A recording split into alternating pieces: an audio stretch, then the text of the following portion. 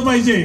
हे जुमडी सरकार आहे, यांना 400 पार हा वर्षाच्या वर यांची ही ऐपत राहिलेली नाही, परंतु ती झाकण्यासाठी महाराष्ट्र हा एक अत्यंत महत्वाचा प्रदेश त्यांना जिंकायचंच ते निवडणुकीचं त्यांनी ध्यान केलेलं आहे आणि निश्चितपणे महाराष्ट्र थोडासा मंचावर मान्यवर मोठ्या संख्येने आहेत। थोडी शॉर्ट लिस्ट आपण केलेली आहे।